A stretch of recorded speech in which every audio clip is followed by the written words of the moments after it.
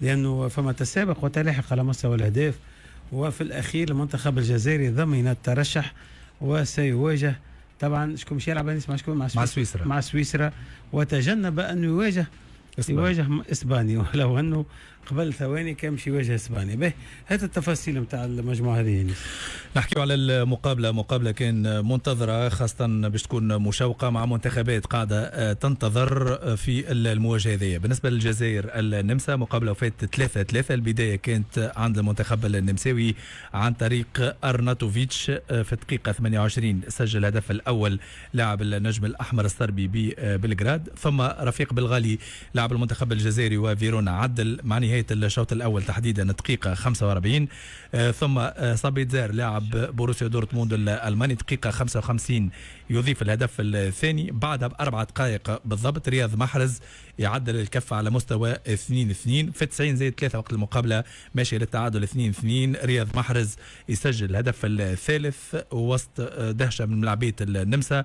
ثم دقيقة 90+6 اللاعب اللي هو سازا كالاتزيتش عدل الكفة في الدقيقة 90+6 وزوز منتخبات يتأهلوا بالترتيب هذا بما أنه منتخب الأرجنتين بالعلامة الكاملة عنده 9 نقاط يترشح في صدارة المجموعة. النمسا 4 نقاط ثم الجزائر في المرتبة الثالثة ب4 نقاط والأردن ب0 من النقاط. وخاصة كما قلنا منتخب الأردن أكثر منتخب قعد ينتظر في 24 ساعة أكثر قسوة في تاريخ مشاركتها في كأس العالم.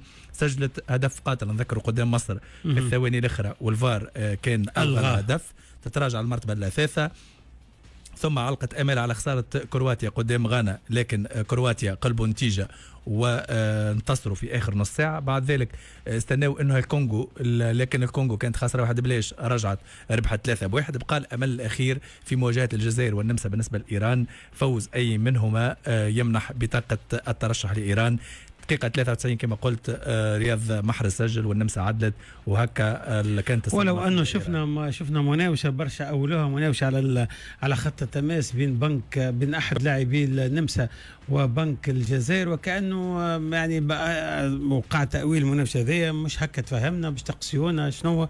وبعدها طبعا جاء الهدف الثالث كان على كل هي برشا تفسير للمقابله هذيا. وحتى حفيظ الدراجي في التعليق نتاعو البارح قال تمنيت انه رياض محرز وقت يسجل تمنيته ما يسجلش الهدف لانه كما قلت فما حسابات انه الجزائر يبتعد عن مواجهه اسبانيا في الدور 2 او الدور 16. نجح مجدوب مبعوثنا على المكان. هاو فرحه لاعبي الجزائر البارح الفرحه نتاعهم كانت كبيره بعد الترشح بالرغم التعادل 3-3.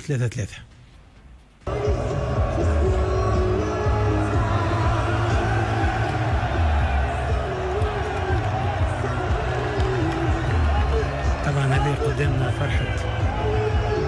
فرحة لاعبي المنتخب الجزائري من أرضية الميدان فرحة كبيرة طبعا وخاصة يتوجهوا كل الجمهور الجزائري اللي كان حاضر بأعداد كبيرة. برافو للمنتخب الجزائري. نقعدوا مع الفيديوهات نتاع زميلنا ناجح مجدوب وهاو نمشيو للجماهير الجزائرية زاد اللي البارح كانت فرحتها كبيرة بترشح منتخبها للدور القادم. نذكر 9 منتخبات افريقيه ترشحت الى المنتخب التونسي. هاي نتابعوا مع بعضنا فرح الجماهير الجزائري. خوا تونس الجزائر خوا تونس الجزائر خوا يعطيهم الصحة ان شاء الله الماتش الجاي يلعبوا ما خير فرحونا يعطيهم الصحة يعطيهم الصحة لي سيبورتور 1 2 3 في بالجيري. انا رايحين فانكوفر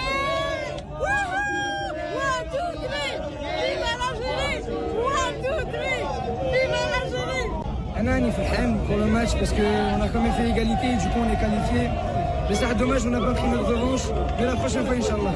كل برشا يا ربي برشا ماتش تكنيستيك ولا سويسرا رانا جايين سويسرا جايين نروحوا بعيد ان شاء الله. 1 2 3 فيفا لا جيري 1 2 3 فيفا لا جيري 1 2 3. السلام عليكم. حنا ولي تري كونطون بور لا كاليفيكاسيون تاع ليكيب ناسيونال.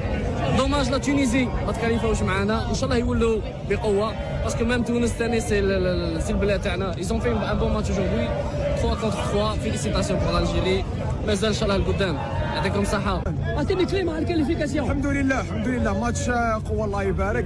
الجوال تاعي يلعبوا بحراره. تحياتنا محرز الله يبارك دار كرون ماتش والحمد لله ان شاء الله مع راسو يزيدوا نكاليفيو ان شاء الله في كندا. احنا فرحانين بزاف وجينا اون فامي، جينا من شيكاغو وي دروف 7 hours.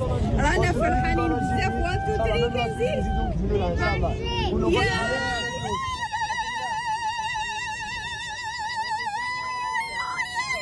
انتو تري فيفا لالجيري. حنا فرحانين بزاف ودوكا ديريكسيون فانكوفر ان شاء الله بوغ 8 كاردو وشنو 16 دوكا 16 دو فينال وان شاء الله نكملوا للقدام ان شاء الله. طبعا هذه اجواء الجماهير الجزائريه. الف مبروك لمنتخب الجزائر وحظ سعيد زاد لبقيه المنتخبات. الف مبروك لكل المنتخبات العربيه.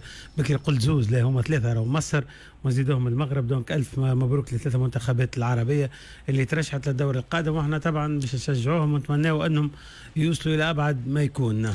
حتى الافريقيه اللي يستاهلوا منهم خاصه الكافير. عناوين الصحف الجزائريه بعد تاهل المنتخب الخضر تقريبا كانت فرحه كبيره. نبداو بصحيفه الشروق الجزائريه. الخضر يضربون موعد مع سويسرا واشادوا اللي المقابله بقات مشوقه حتى صافره النهايه. صحيفه الشعب نقلت اجواء الاحتفالات اللي كانت في كل المدن الجزائريه، والبارح كانت شوارع معبيه في الجزائر. موقع كومبيتيسيون اعتبر انه المنتخب حقق الاهم بانتزاع بطاقه العبور مع الاشاده بالدور الحاسم رياض محرز اللي وقع ثنائيه وساهم في التاهل. موقع دزاير فوت حكى على السيناريو المثير للمواجهه واختار عنوان معبر الان وجهتنا الدور 32. ايضا حتى الصحف العالميه من صحيفه ليكيب الفرنسيه عنونته بانه لقاء حافل بالتقلبات. وماكسي فوت كان حكى الجزائر تنتزع التاهل والنمسا تتنفس الصعوبات. وصفت صحيفه لو باريزيان سيناريو اللقاء بالمجنون. هاي سيدي بعد شويه نستقبلوا سي توفيق زعبوب بحذانا نعملوا تحليل لابرز النتائج وخاصه ابرز المواجهات في الدور السادس عشر. طبعا زاد عندنا برونوستيك المونديال، زاد تو بعد نعطيكم التفاصيل، وايضا تو نستقبلوا زاد بحذانا في الجزء الاخير البرو ليج خاصه انه جوله متواصله. يعني نمشيو الموزيكا ومن بعد نستقبلوا المحلل الكبير، احسن محلل في تونس، اقوى محلل في تونس ورقم واحد في تونس سي توفيق زعبوب، ملك الجماهير. معبود الجماهير معبود الجماهير ومعبود الجماهير. يلا